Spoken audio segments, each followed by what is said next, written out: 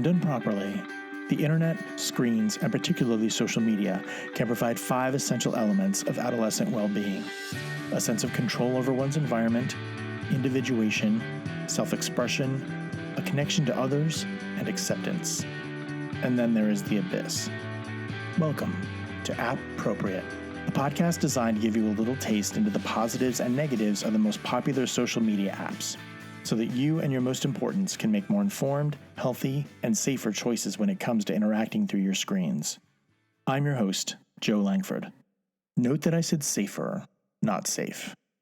Interacting through screens with other humans contains a degree of natural risk, just like real life.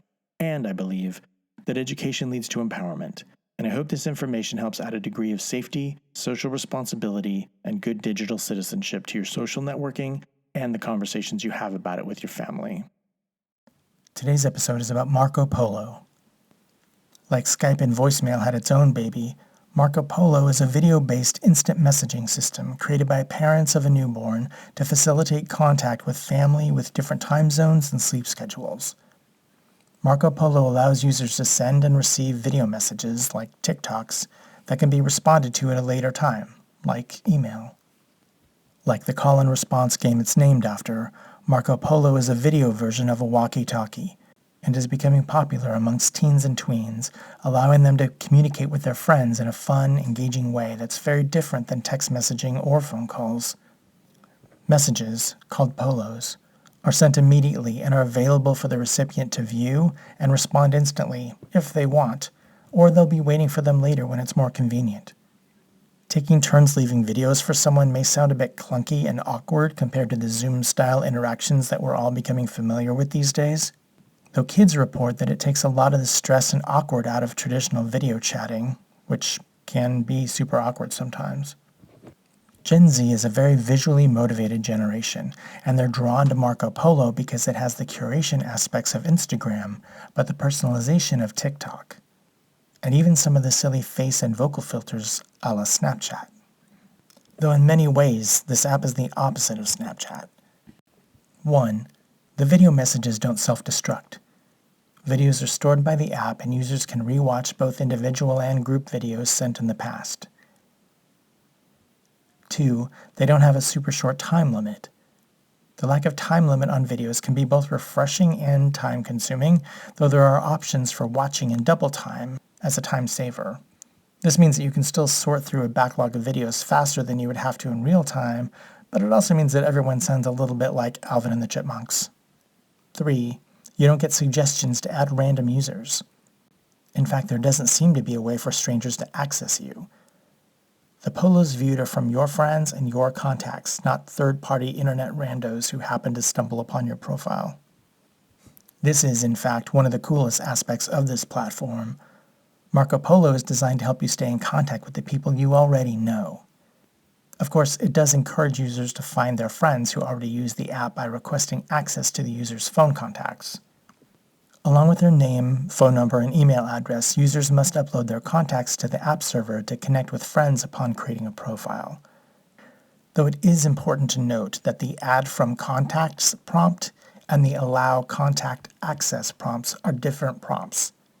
Add from Contacts lets users add contacts, individually or in created groups. Allow Contact Access sends requests to join Marco Polo to everyone in your contacts list. Marco Polo really wants to hit up your contacts list and asks for access during the setup process. It seems that this aspect of Marco Polo has led some people to be concerned about the app gathering and or selling user data, and Marco Polo's privacy policy does not state how long a user's videos or personal information is stored on their servers. Though at the time of this recording, I haven't heard of any issues, and there doesn't seem to be much evidence of that happening.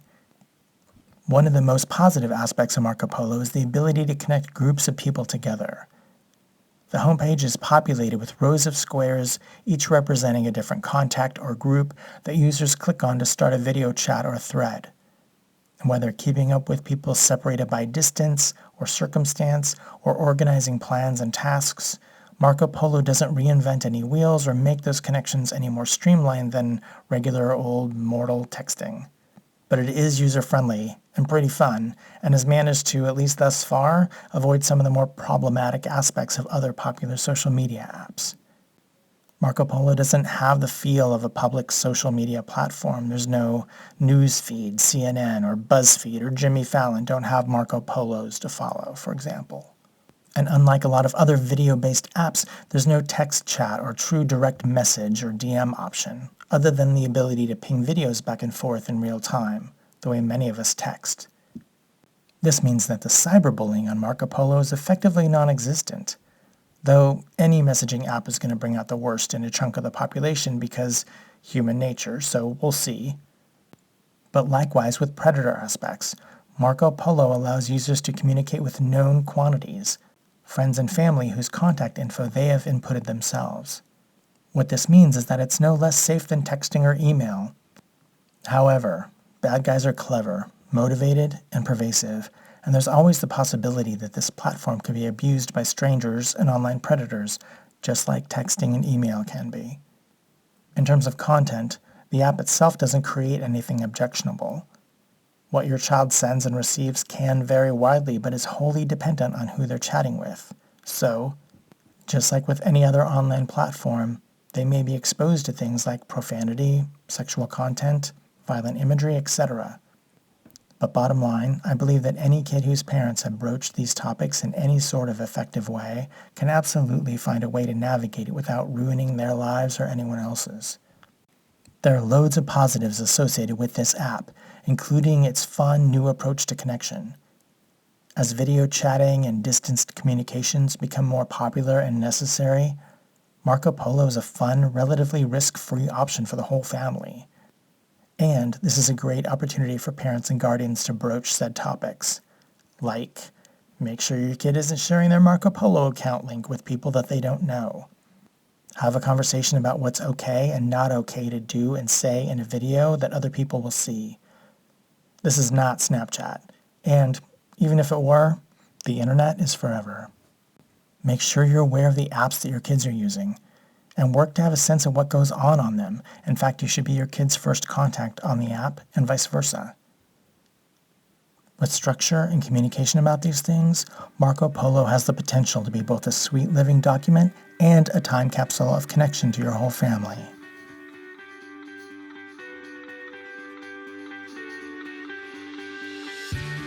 Thank you for listening. I'm Joe Langford. I'm a therapist, a sex and tech educator, and a dad, and I specialize in helping families navigate that intersection of adolescence, sexuality, technology, and behavior. More information about me and my work to promote healthy, positive, and safer sexual and social behavior, both online and off, can be found at my website, beheroes.net. The advice presented in this podcast is a form of education and is intended to provide general information about common though broad topics that impact underage people. Specific circumstances and facts may make said advice unsuitable and/or other actions necessary for individuals. This podcast is meant to be an adjunct, not a replacement, for IRL experience, professional advice, and good old-fashioned common sense.